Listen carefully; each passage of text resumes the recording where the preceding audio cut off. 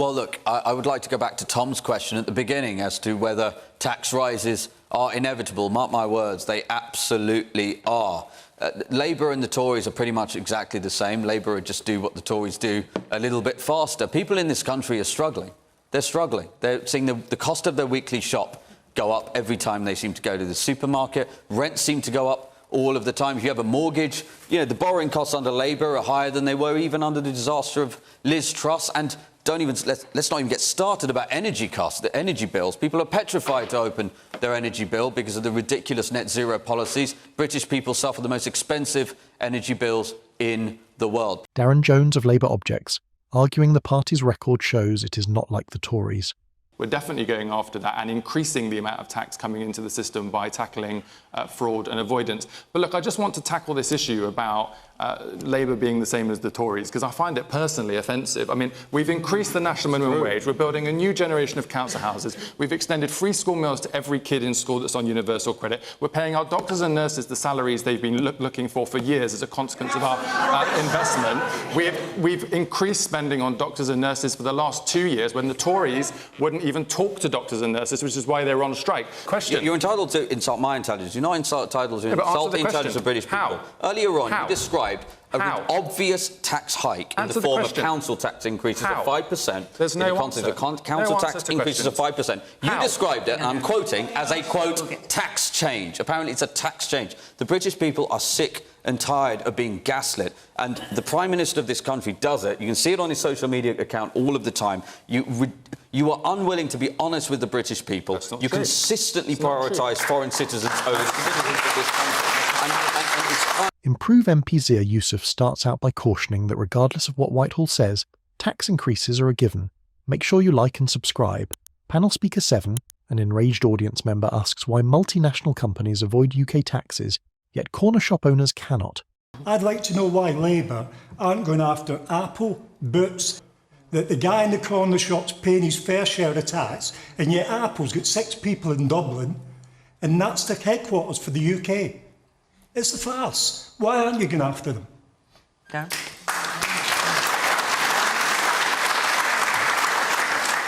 We are. We're putting a record amount of money into HMRC to tackle tax avoidance and tax evasion and fraud. We're upgrading their IT systems to be able to catch these schemes earlier on, and we're projected to increase tax take as a consequence. Hiding in plain sight. They're there and they're not paying the taxes. That's a fact. And now Trump's in power. If you go after Apple, you know what Trump's going to do, don't you? Sure, I take the point, but all I'm saying is that for our tax collection system in HMRC, we're putting record levels of funding into the tax system to be able to claw that back. Well, the question on Apple is around global taxation systems. We have a digital services tax in the UK, so that where companies make profits in the UK, they pay taxes in the UK as they should. Obviously, what we can't do is claw back tax that's residing in other countries, but in the UK, Fiona Bruce observes unannounced cuts in Home Office, DEFRA and Transport. Jones refers to them as legitimate. The big mistake that Liz made was not to show how tax cuts would be paid for. That was the fundamental error at the heart of the mini-budget. And in some ways, of course, that's the comparison we're seeing here today, right? Was that obvious to you at the time, in Cabinet there, or you thinking, yeah, go Liz? I think as the summer went on, the summer of 2022, it became... I wasn't a Treasury Minister by the autumn of 22, but it had become clear that the impetus was endless towards more radicalism, going for growth more and more aggressively, and that was clearly attention. I was the Secretary of State for levelling up, and we were designing enterprise zones to try and grow the economy. And it had gone from 5 to 10 to 15 to 20 to 50 to why have any limit at all? And you could feel that tension. On the very specific question about what we would do differently, the answer has to be spending control, and that is a difficult thing to say. So making cuts? Yes, absolutely. It is about bringing a welfare budget in particular back down under control. So Labour and the Tories are pretty much exactly the same. Labour would just do what the Tories do a little bit faster. People in this country are struggling.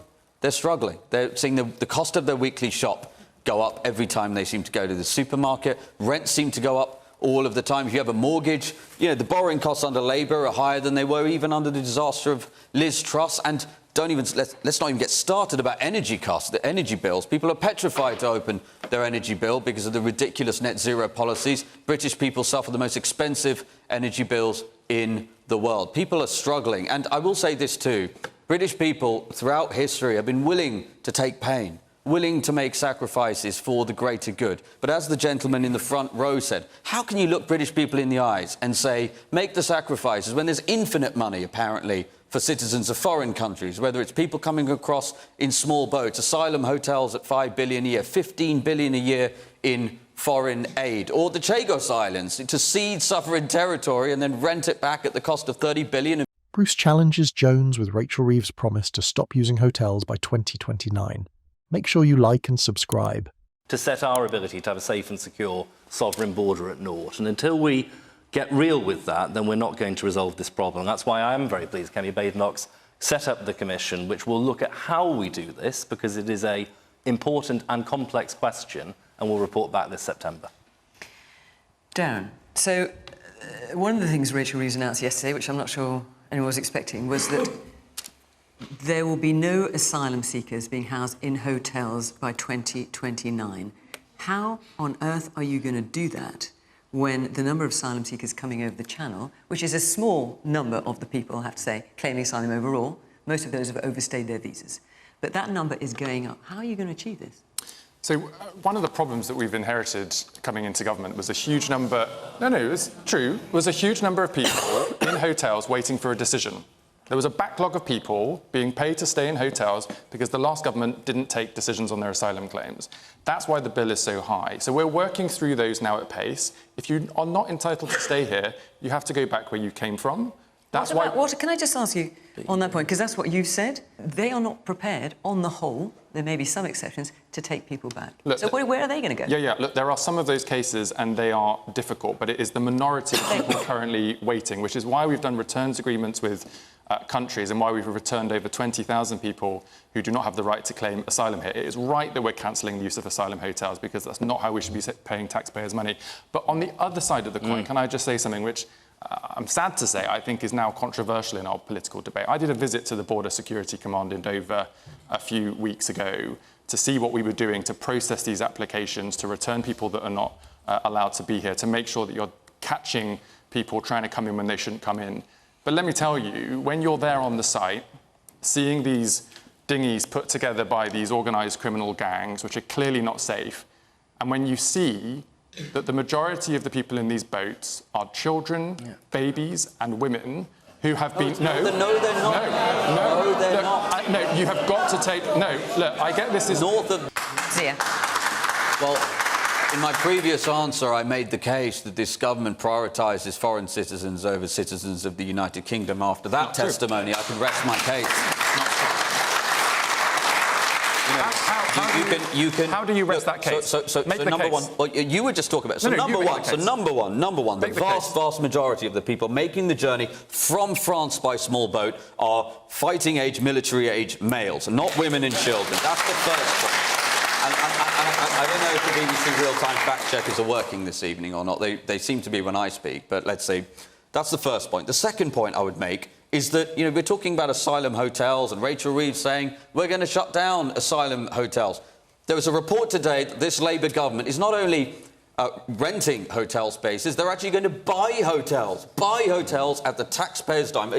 Can you just categorically deny that that is the case, that this government, this Labour government, is spending taxpayers' money purchasing hotels in order to house illegal immigrants and asylum seekers? We own government... Well, yes, I'm answering your question. We own government-owned temporary accommodation for when people are waiting for a decision. That is true, but... So you're not buying any more?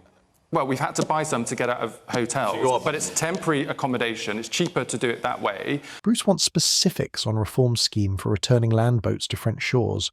Well, number one, you might ask them what they're doing with the £400 million of British taxpayers' I'm asking you a different question.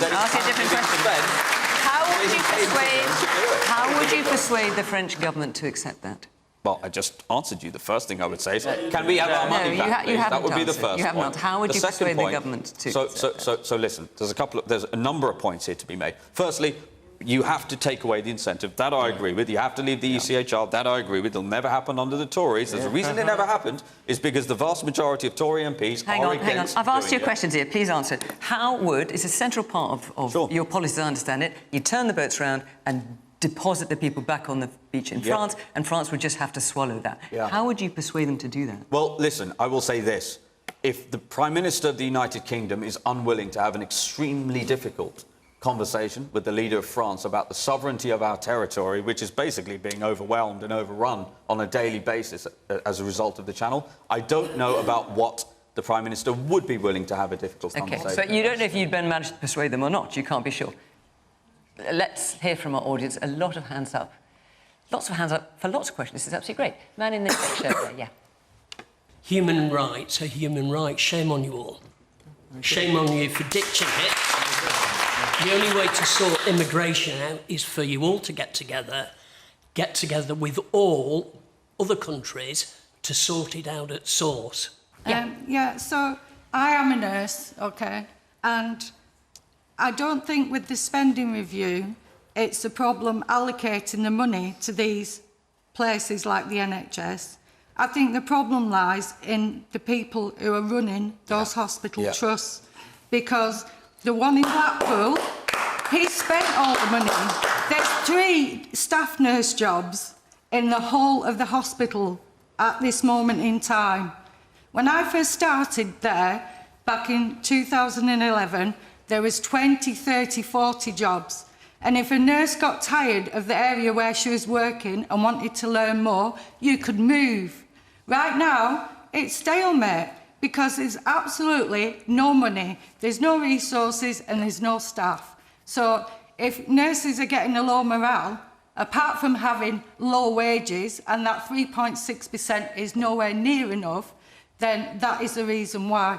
You can do your spending review and you can allocate the money, but the people in charge of these hospitals need to be held accountable for their actions.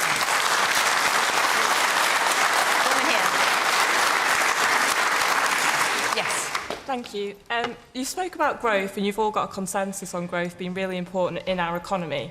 And you spoke about decreases in the welfare. Yet everyone's not spoke about skills and the importance of skills in that growth, and no one's talked about investment in colleges, which is a large lever in that growth. The IMF said that college teachers are paid £7,000 less than school teachers. So what would you do differently? And that's to all of you on the panel. And is this something that you do? I'm on the board of governors at Blackpool and Fylde College, and I'm also passionate about skills and being a driver for young people, but also for our economy. And talking about AI, those people are going to need to be reskilled as well. So that needs investment, and that's the only real way to get that growth, is to develop that talent in this country. I'm going to take a few more questions. I'll come back to it. Yes, man in the pink shirt here. Thank you.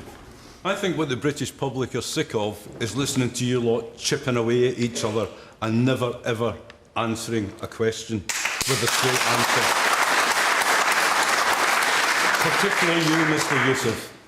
So I shall give you an opportunity to do that now. We're all saying we want to make savings, we all want to make cuts, but not one party is addressing the big elephant in the room, and that elephant is immigration. I voted Labour. And if we had an election tomorrow, I would still vote Labour, but they would lose, and we would be under a reform government. A government with no plans and no clue what they're doing. So what do we do to stop that? I'll give you a clue. We've got something called Border Force, and the clue's in the name. So send the Border Force boats out there. As soon as these dinghies leave French water, we turn them round, we send them back, we disembark the passengers, we take away their boats. That's how you smash the gangs, not by flying all over the world like Sir Keir Starmer. And instead of saying, let's build more homes for immigrants, let's have less immigrants for homes. Runcorn, Section 21. Evictions of PTSD-scarred veterans drive Serco's migrant filling of HMOs on profitable government contracts. But look, when you say that this means that the government is prioritising foreigners over the British people, you have to explain what you mean by that. OK, let me explain what I mean. True. I spent many weeks in the constituency of Runcorn and Helsby. Runcorn is a very deprived area. And do you know the issue that exercised people so much and why you lost that seat with a massive swing to Sarah Pochen? The reason is primarily because of HMOs, houses of multiple occupancy. So not the actual hotels, in an unholy alliance of Serco and Yvette Cooper, the Labour Home Secretary, illegal migrants are being deposited into communities where there's no say for the local people about it, people from alien cultures.